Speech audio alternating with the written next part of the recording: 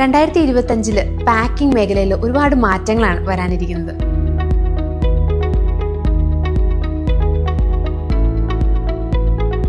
AI ലോകം ഭരിക്കുന്ന കാലം വിദൂരമല്ല എന്ന് നമുക്ക് എല്ലാവർക്കും തന്നെ അറിയാം.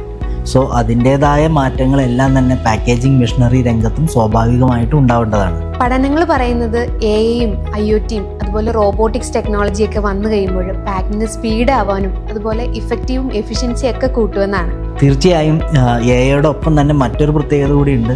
ഈ കാലഘട്ടത്തിൽ ബയോഡിഗ്രേഡബിൾ പ്രോഡക്ട്സ് യൂസ് ചെയ്ത് പാക്കിങ്ങിൽ കൂടുതൽ സസ്റ്റൈനബിലിറ്റി കൊണ്ടുവരാനുള്ള ശ്രമങ്ങളും മാർക്കറ്റിൽ വളരെ വലുതായിട്ട് തന്നെ നടക്കുന്നുണ്ട്. സ്മാർട്ട് സെൻസറുകൾ ഉപയോഗിച്ച് പ്രോഡക്റ്റിനെ ട്രാക്ക് ചെയ്യാനും കസ്റ്റമേഴ്സിനെ എൻഗേജ് ചെയ്യാനായിട്ടൊക്കെ സാധിക്കും. ഇപ്പോൾ ഫോർ എക്സാമ്പിൾ കസ്റ്റമേഴ്സിന് ഈ പ്രോഡക്റ്റ് പാക്ക് ചെയ്തിരിക്കുന്ന മെറ്റീരിയൽ റീസൈക്കിൾ ചെയ്യുന്നത് എങ്ങനെ, അതോടൊപ്പം തന്നെ കമ്പനിയുടെ സസ്റ്റൈനബിലിറ്റി ഡീറ്റെയിൽസ് എല്ലാം അറിയാനായിട്ട് പാക്കേജിങ്ങിൻ്റെ പുറത്തുള്ള QR കോഡുകൾ സ്കാൻ ചെയ്തെടുക്കാനായിട്ട് സാധിക്കും. അതുപോലെ തന്നെ ഇന്ന് വളരെ ട്രെൻഡിങ് ആയിട്ടുള്ളൊരു ബിസിനസ്സാണ് ഇ-കൊമേഴ്സ് ബിസിനസ്.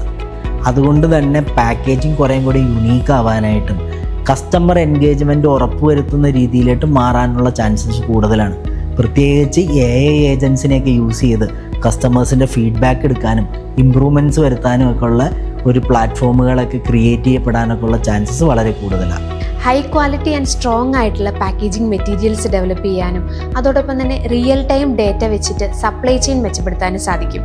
അതോടൊപ്പം തന്നെ മാർക്കറ്റിൽ റോ മെറ്റീരിയലിൻ്റെ ഫ്ലോ ഐഡൻറ്റിഫൈ ചെയ്യാനും പ്രോഡക്റ്റിൻ്റെ ഡിമാൻഡ് പ്രെഡിക്റ്റ് ചെയ്യാനും വേസ്റ്റേജ് കുറയ്ക്കാനും കോസ്റ്റ് കട്ട് ഡൗൺ ചെയ്ത് മെച്ചപ്പെട്ട രീതിയിൽ പ്രോഡക്റ്റ് മാർക്കറ്റിൽ എത്തിക്കാനായിട്ട് സാധിക്കും.